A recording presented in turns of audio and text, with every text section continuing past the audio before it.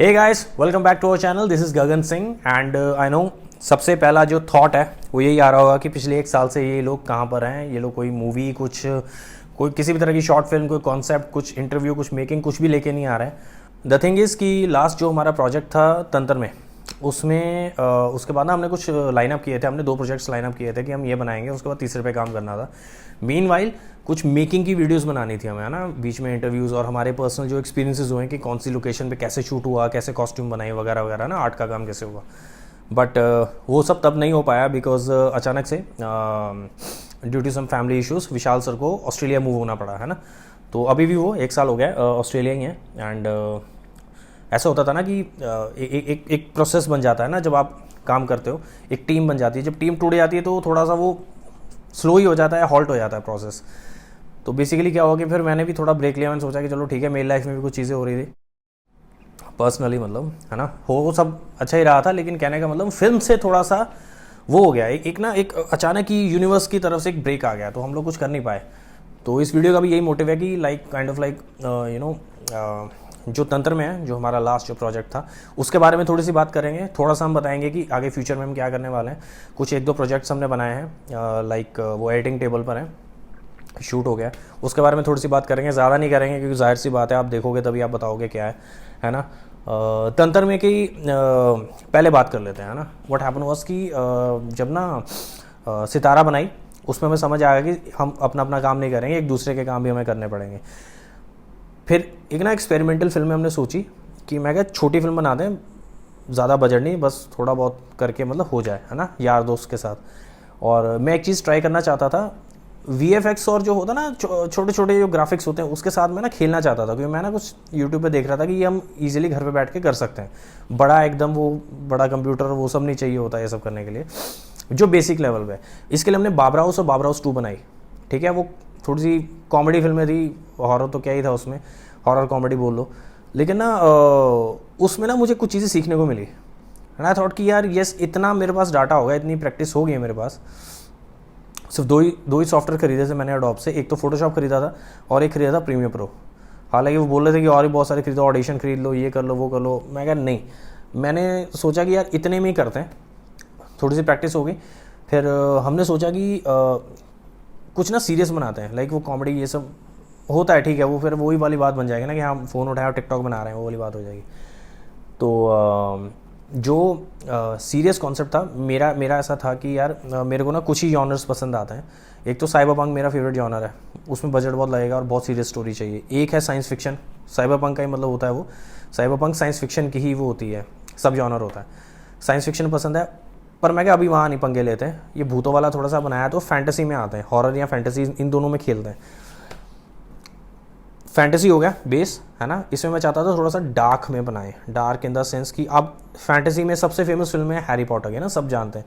उसकी पहली 3 फिल्में देखिए, बड़ा अच्छा मैजिकल है ना, सब खूबसूरत। मेरे को भी पहली 3 फिल्में ज़्यादा अच्छी लगती हैं बार बार अगर मैं देखूँ तो।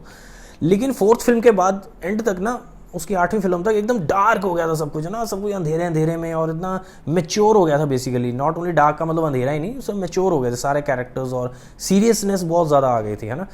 तो मैं चाहता था वो वाला जो एसेंस है वो कैप्चर करने की कोशिश करते हैं। जैसा भी हमारे पास लाइट कैमरा जो भी है उसी में करके देखते हैं ना, करके देखते हैं क्या होता है। एंड क्योंकि मेरे फेवरेट डायरेक्टर ने भी एक बार बोला था कि तुम कैमरा उठाओ, किसी भी तरह का कैमरा, तुम शूट तो करो, तुम डायरेक्टर बनो, फिर देखी जाएगी, है ना, तुम करो तो सही। तो मैं क्या यार, भगवान ने दिया हमें सब कुछ, है ना, एडिटिंग भी है हमारे पास, कैमरा भी है, और हम मुंबई की ट्रेनिंग है हमारे पास। और मुंबई की ट्रेनिंग का ऐसा होता है कि कुछ ना एथिक्स होते हैं मुंबई के, जो फिल्म इंडस्ट्री के एथिक्स होते हैं। एथिक्स इन द सेंस कि ऐसा नहीं कि आपने बस जेब से फ़ोन निकाला, टिकटॉक बनाई और आप फेमस हो गए, इन्फ्लुएंसर। नहीं, वो फिल्म मेकिंग नहीं है। फिल्म मेकिंग ही होती है। और ट्रेनिंग थी विशाल सर के पास भी, मेरे पास भी। हमने सोचा कि चल ये बनाएंगे, बेस बन गया, डार्क फैंटेसी वाला बेस बन गया। और उसके बाद फिर हमने सोचा कि चलो ठीक है, इसमें ना कैसे कैसे करें, क्या चीज़ करें। बेसिक मैं आपको ये इसलिए बता रहा हूँ कि ना हम एम्बियंस के ऊपर काम करते हैं, कि ऑडियंस जब लुक देखे फिल्म की तो उसे कुछ फील हो। अब स्टोरी क्योंकि पंजाब की थी, लुधियाना की थी, तो हम एकदम ही सारा वेस्टर्न या वो सब नहीं दिखा सकते, तो वो अच्छा भी नहीं लगता है जब कोई बनाता है तो, है ना। जैसे मुंबई में भी बहुत सारी ऐसी फिल्में बनती हैं कि हीरो बस स्विट्जरलैंड में घूम रहा है, कुछ कर रहा है ऐसे वैसे, तो लोग कनेक्ट नहीं कर पाते हैं। फिर वही वाले रिव्यू आते हैं कि यार ऑडियंस को, गांव के ऑडियंस को समझ नहीं है। तो मैं चाहता था कि यार एसेंस इंडिया वाला ही हो, है ना, कि हिंदुस्तान है, सनातनी हमारा कल्चर है, ये एसेंस हो। अब ज़्यादा सनातन में भी नहीं जा सकते थे क्योंकि वो बहुत सीरियस चीज़ें होती हैं, बहुत स्टडी करनी पड़ती है। महाभारत या कोई भी ऐसी रामायण बनती है तो उसके साथ छेड़छाड़ नहीं कर सकते। जब वो मुंबई में उन्होंने बना दी थी महाभारत, तो मुकेश खन्ना साहब ने बहुत डांटा था कि द्रौपदी के उन्होंने टैटू बना दिया था, विच वॉज रॉन्ग।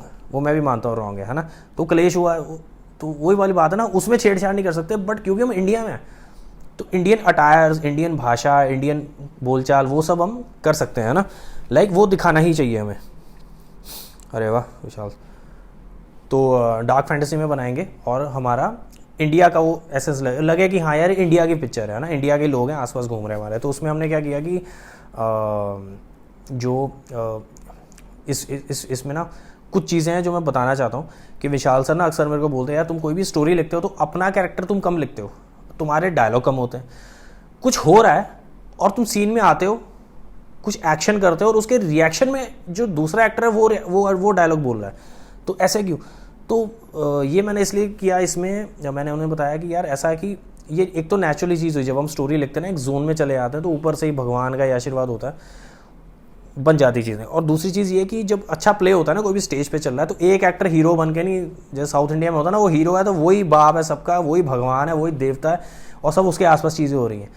ठीक है, वो फिल्में भी चलती हैं, वो कमर्शियल फिल्में होती हैं, उनका एक अलग बजट होता है, एक अलग ऑडियंस सेक्शन होता है। पर अगर आप अच्छी फिल्मों में मानो तो ये फिल्मों को कोई भी याद नहीं रखता है। 50 साल बाद, अब 50 साल पुरानी फिल्में देख लो, कोई भी फिल्में देख लो, तो उसमें वही फिल्में अच्छी हैं, इंटरनेशनली मैं बोल रहा हूँ, कि जिसमें स्टोरी अच्छी है और सब कैरेक्टर्स, मतलब लाइक है ना, अगर 10 कैरेक्टर्स भी हैं तो वो ऑडियंस के ऊपर होता है, वो रिलेट किससे करेगी। तो ये मैं चाहता था इसमें थोड़ा सा ऐसा हो कि ये नहीं कि मैं ही आ रहा हूँ, लोगों ने बोलना वाह भाई खुद ही का कैमरा खुद ही लगा के खुद ही शूट कर रहे हैं, अपने आप को दिखाई जा रहे हैं, वेरी गुड। तो वो चीज़ थोड़ी सी गलत हो जाती है ना। तो इसमें हमने महागुरु, आश्रम और वानी का जो कैरेक्टर है वो हमने रखा है एकदम इंडियन, है ना, कि लाइक उन्होंने वो मॉन्क्स की तरह वो सब पहना हुआ है, वानी ने भी शॉल और चुनरी वैसे ली हुई है, कुर्ती पहनी हुई है ना, वो इंडियन अटायर में। और जो मतलब विलन भी हैं तो उनमें भी वो इंडियन का ही हो, ऐसा नहीं कि अब वो डीमंस बना दिए हैं तो एकदम ही वेस्टर्न हो गया। वो एक और प्रोजेक्ट बनाएंगे उसमें हम ऐसा करेंगे, बट इसमें हम ऐसा चाहते थे कि फील हो कि यार हाँ ये नॉर्थ इंडिया की ही कहानी है ना। वानी को हमने ऐसे किया कि उसमें हमने जीन्स दी उसे कुर्ती के साथ, वो इसलिए क्योंकि ना कोई भी जो वर्किंग क्लास वुमन है, जो इंडिपेंडेंट वर्किंग वुमन, मुंबई में मैं रहता हूँ तो इसलिए मैं उसके हिसाब से बोलूँगा, जीन्स बहुत कंफर्टेबल रहती है ना, कहीं भी आने जाने के लिए, आपने ऑटो में बैठना है, मेट्रो में चढ़ना है, कुछ भी करना है, तो वो थोड़ी सी, और फ़ोन वो वगैरह वो भी सेफ़ रहता है।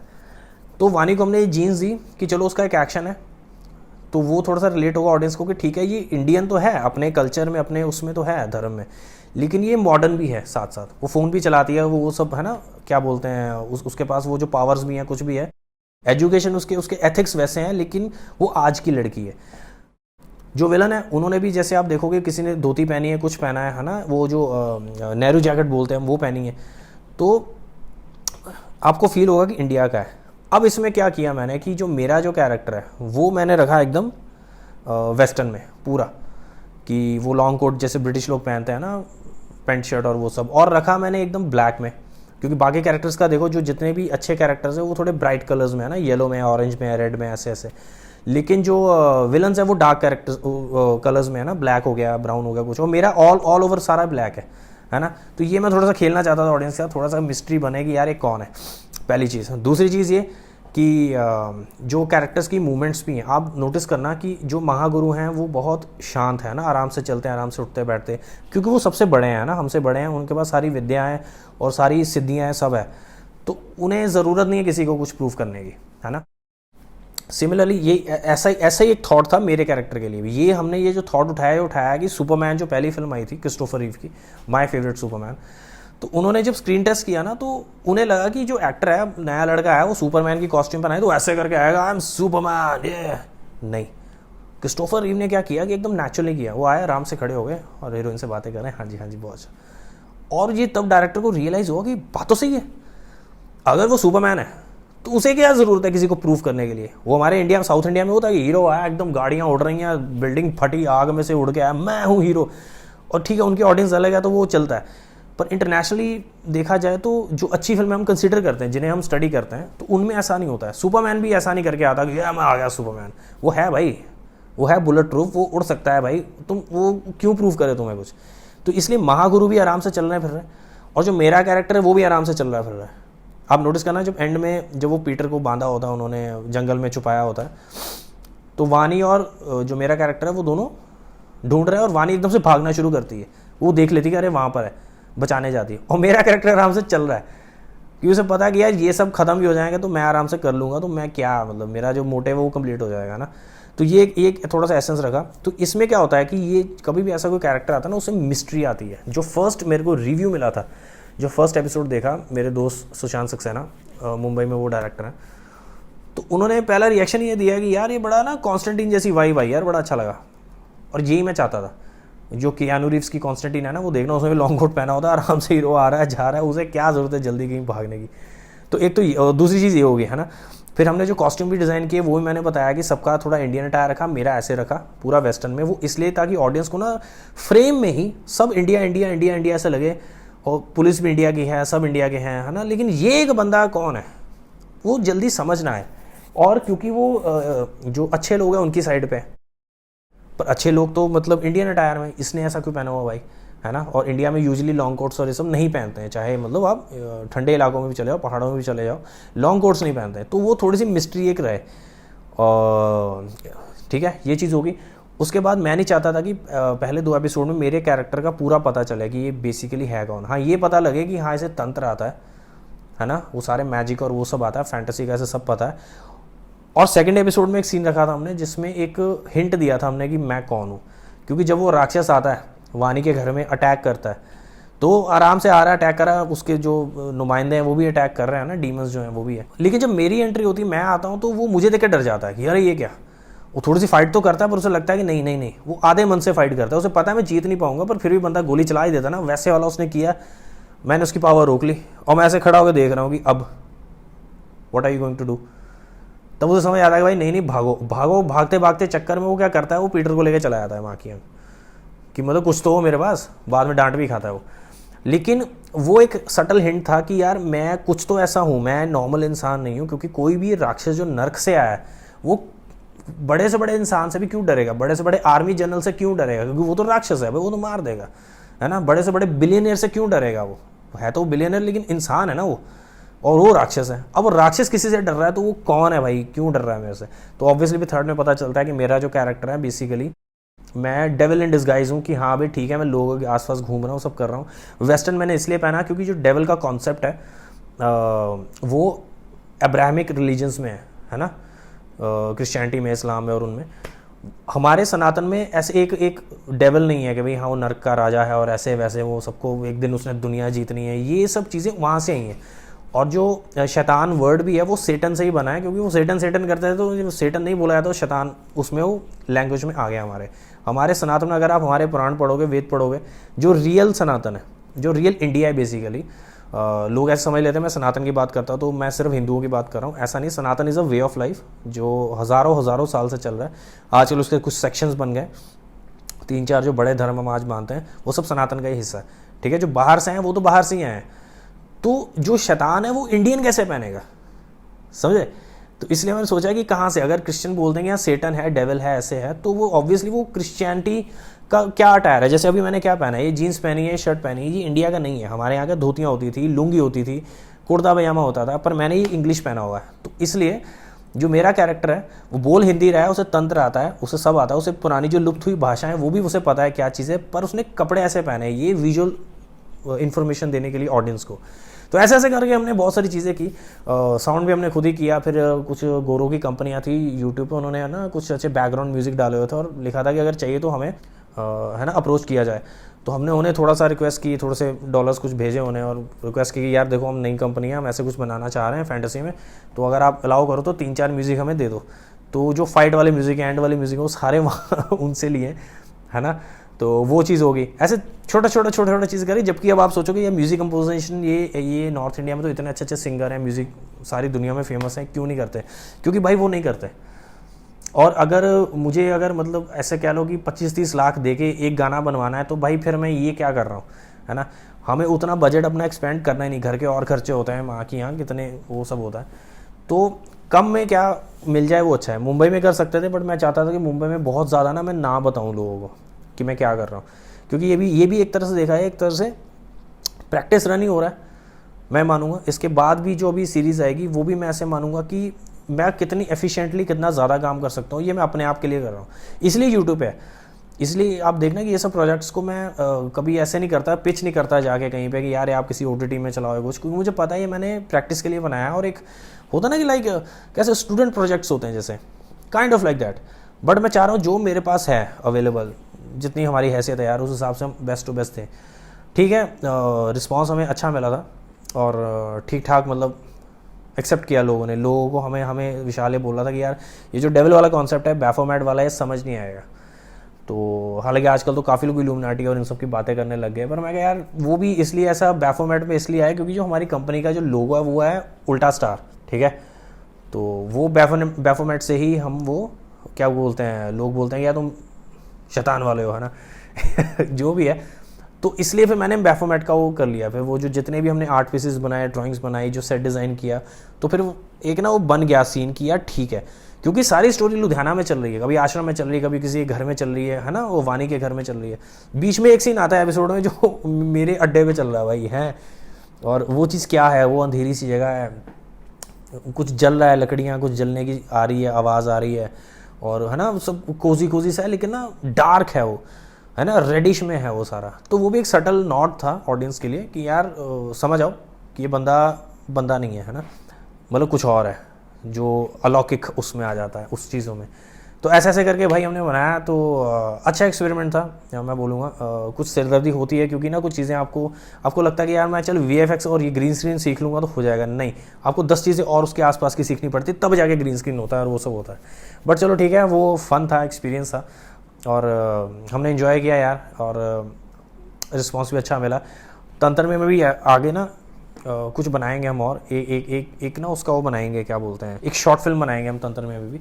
उसमें भी कुछ चीज़ें हम सोच रहे हैं, मैंने विशाल सर ने कुछ सोच के रखी हुई हैं, वो भी करेंगे। वो प्लान कर रहे हैं कि दिवाली के आसपास हम लॉन्च करेंगे, है ना। पर उससे पहले तंत्र में और तंत्र में एक शॉर्ट फिल्म के बीच में ना जो टाइम था, विशाल सर का क्या हुआ कि आपको बताया कि वो ऑस्ट्रेलिया चले गया, मैं अकेला रह गया।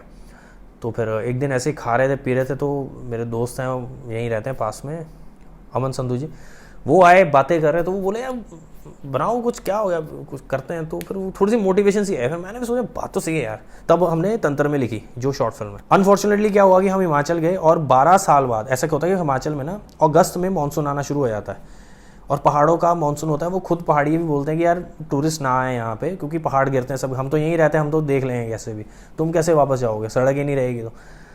लेकिन 12 साल बाद जुलाई में आ गया, वो 1 महीना पहले आ गया, और हम वहाँ पे थे 3-4 दिन, लोकेशन रह के इसकी कुछ व्लॉग्स भी बनाए मैंने, सब किया, लेकिन ना शूट नहीं हो पाया। जिस दिन से शूट करना था, लाइक फॉर एग्जांपल मंडे से शूट करना, तो मंडे को ही वो सब हो गया, और बुरा हाल भाई। फिर हम बड़ी मुश्किल से आए, रास्ते में पहाड़ वहाड़ गिर रहे हैं, मतलब बहुत लोग तंग हो गए, है ना, क्योंकि किसी को नहीं पता था कि 1 महीने पहले ऐसे आ जाएगा। तो फिर मैंने प्लान किया कि यार मैं क्या बनाना तो है यार, क्योंकि अब प्रॉप्स हमने खरीद लिए हैं तंत्र में के, और वो सब कर लिया है, स्टोरी भी जब होता है ना, स्टोरी लिख गई, अब इसमें शूट करना है, तो ना अंदर से कुछ होता रहता है कि यार खत्म करो फटाफट यार, शूट तो करो, एडिटिंग होती रहेगी बाद में, शूट तो करो, क्योंकि कौन से एक्टर ने कहाँ क्या होना है वो पता नहीं लगता। इसमें एक ये भी प्रॉब्लम थी कि अमन उनका ना वीज़ा आ गया कनाडा का। अब ये था कि अगले महीने या 2 महीने बाद उन्होंने भी चले आना, 2 महीने का शायद टाइम था हमारे पास। तो मैंने विशाल को फ़ोन किया, भाई मैं क्या ये दिक्कत हो गई है, आप आ नहीं सकते, अमन जा रहा है, और मैं क्या करूँगा। उन्हें भी, अमन को है ना कैमरा के उसकी सारी सेंस है, फिल्म मेकिंग की सेंस होती है एक, वो है उनके अंदर। तो मैं क्या यार बनानी तो है मेरे को, लोकेशन रह के भी कर ली, आर्टिस्ट को भी फाइनल कर लिया, सब कर लिया, बस शूट रह गया। फिर मैंने प्लान बनाया, मैं क्या चाहे जितनी मर्जी बाढ़ आ जाए पहाड़ों में, कुछ भी हो जाए, अगस्त में इंडिया में 15 अगस्त को एक ना हमारा नेशनल हॉलीडे, ऑब्वियसली बात है, देश आज़ाद हुआ था हमारा, तो वो बहुत इंपॉर्टेंट डे है। अब पहाड़ जाए गिर रहे हैं, सड़कें टूट गई, लेकिन हमने शूट करना था शिमला के पास ठियोग में, जो वहाँ के जंगल है ना, कुफरी और ठियोग और चियोग के जितने भी जंगल हैं, शिमला के 1-1.5 घंटे के दायरे में, मतलब उस डायमीटर में समझ लो। तो जितने भी हिमाचल के बड़े नेता हैं उन्होंने आना है शिमला, क्योंकि वो कैपिटल है, वहाँ पे तिरंगा लहराना है। और लोग मर रहे हैं तो मरे भाई, ये हमारे देश की अच्छी बात है। जब नेता ने कुछ करना होता है ना, रातों रात सड़क भी बन जाती है, रातों रात सब सफाई भी हो जाती है, सब हो जाता है। तो मैंने प्लान किया, मैं विशाल ऐसा करते हैं, जुलाई तो ये हम आ गए वापस किसी तरह, है ना, तंग हो गए, पर 15 अगस्त के आसपास हम वहाँ पे वापस जाएंगे, सड़कें भी बन जाएगी, सब हो जाएगा, और हमने शूट तो वहीं करना है। वहाँ जो मेरे दोस्त हैं प्रवीण हेटा जी, तो वो भी मेरे साथ इंस्टीट्यूट में थे दिल्ली में, हमने काफ़ी मतलब साथ में वो किया एक्टिंग और वो सब। तो वो भी चाह रहे थे कि यार कुछ फिल्म बनाते हैं, कुछ करते हैं ऐसा। तो विशाल सर भी थोड़ा सा ऐसे डिप्रेस से ही हो गए थे कि यार मतलब शूट नहीं हुआ यार, कैसे हो गया, है ना, पैसे वैसे भी लग गए कितने, क्योंकि होता है ना सबको लेके जाओ, टीम होती है, होटल करो, वो सब करो, काफ़ी खर्चा हो जाता। तो हमारा बजट वहीं से पहले तो हिल गया। मैं यार ये क्या हो गया।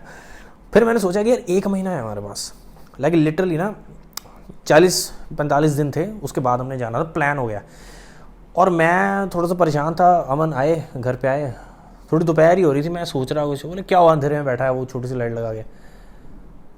मैं कहा अमन कैमरा पकड़ो, पता नहीं क्या हुआ, अपने आप ही ना कुछ जैसे होता है, आइडिया आता है ऐसे, मैं ऐसे बोलता हूँ, फिल्म आती है, फिल्म एक अपने आप में एक एंटिटी है, लिविंग एंटिटी है, वो आपके पास आएगी, आपको आइडिया आएगा, आपके पास सब है, लाइट कैमरा सब है, आपने फिल्म नहीं बनाई किसी भी वजह से, मैं जॉब है कुछ है ना, वो फिल्म किसी और के पास चली जाएगी और आपकी आंखों के सामने किसी कोई और बना देगा।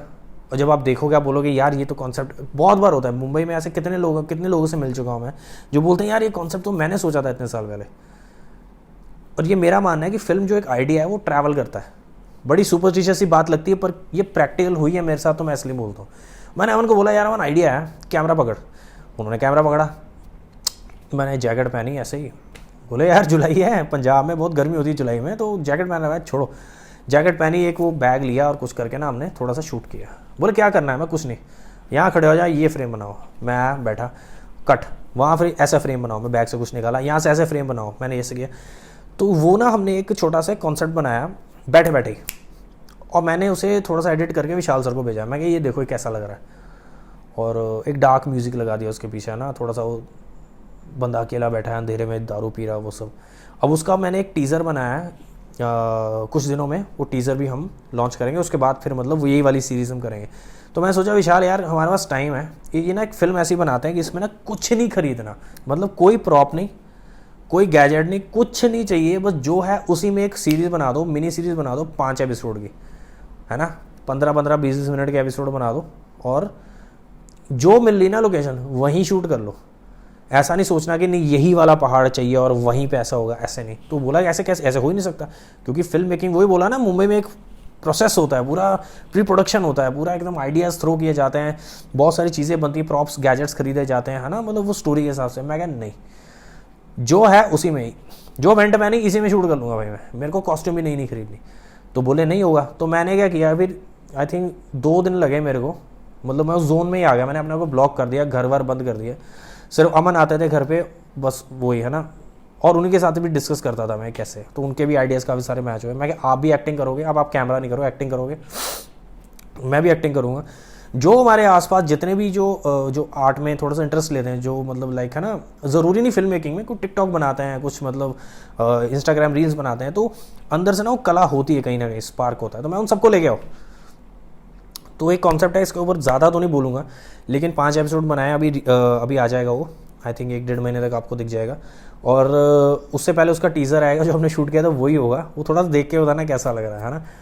तो उसके बाद फिर हम उसके बाद अगस्त में गए और तंत्र में शूट किया, वैसे वैसे किया। लेकिन इस 45 दिन में आइडिया सोचा, लिखा, शूट किया, सारा कुछ कर दिया। तो इसमें मैंने विशाल सर का भी एक कैरेक्टर लिखा जो अभी ये आएगी। तो विशाल सर बोले भाई मैं तो आ नहीं सकता, मेरा क्यों लिख रहे हो। मैं कहा नहीं अब करो, चुप करके क्रोमा खरीदो, ऑनलाइन मिल जाता है, आईफोन है आपके पास लेटेस्ट वाला, कॉस्ट्यूम खरीदो, है ना, ऑनलाइन वो भी मिल जाएगी, खड़े हो जाओ, शूट करके भेजो। तो इसमें ऐसा है कि हमने 45 दिन में हमने ऐसा जो कॉन्सेप्ट ये सोचा छोटा सा, ये भी है उसमें हॉरर में और फैंटेसी में आता है, बट ये क्या बोलते हैं, तंत्र में से बहुत अलग है मेरा कैरेक्टर भी, और वो सब बिल्कुल ही डिफरेंट स्टोरी है, क्योंकि हम नए प्रॉप्स नहीं खरीदना चाहते थे, जो है उसी में काम करना चाहते थे, इसलिए ऐसा हुआ। ठीक है, तो आई होप ये ना ये भी वही वाली बात है, ये भी एक एक्सपेरिमेंट है। मैं देखना चाहता था कि या भगवान ने मुझे दिखा दिया कि मैं स्ट्रेस में, समय नहीं है और शूट करना है, कुछ बनाना है, तो मैं बना सकता हूँ। तो ये वो वाली चीज़ होगी। अब ये कैसा बना है क्या, वो ऑडियंस के ऊपर है, आप बताइएगा देख के। टीज़र आएगा थोड़े दिनों में और पोस्टर्स वगैरह मैं डालने शुरू कर दूंगा। उसके बाद आई होप ये थोड़ा सा अच्छा लगेगा लोगों को, क्योंकि ठीक है यार, लोग जो एडवेंचरस चीज़ें देखते हैं ना, या थोड़ा उन्हें अलग सी चीज़ चाहिए, मंडेन लाइफ वाली चीज़ें नहीं चाहिए, उन्हें ये चीज़ आई थिंक अच्छी लगेगी। तो अभी ये देखिएगा, ठीक है। तंत्र में वॉज अ गुड एक्सपीरियंस, वही जो ट्रेनिंग थी इसमें भी काम आ गई मेरे। और उसके बाद जो तंत्र में इसके बाद जो एडिट करूँगा मैं, वो दिवाली के आसपास हम सोच रहे हैं। नॉट श्योर कि दिवाली पे लॉन्च होगी, दिवाली टू क्रिसमस के बीच में जो एरिया है ना, उसके अंदर अंदर हम सोच रहे हैं 1 महीने के अंदर अंदर हम कर देंगे लॉन्च। तो ये वीडियो का यही मोटिव था कि यार ठीक है, अभी हम वो बोलते ना, फिरोज़ खान साहब बोलते हैं वेलकम है, अभी हम जिंदा हैं तो वो वाली बात हो गई भैया, अभी हम जिंदा हैं, अभी हम कर रहे हैं काम और भी करेंगे। सो इस वीडियो का यही मोटिव था कि हाँ भाई, हम कुछ काम कर रहे हैं और आगे भी प्रोजेक्ट्स लेकर आएंगे ऑडियंस के लिए। होपफुली अच्छा लगेगा। तब तक के लिए bye bye and take care.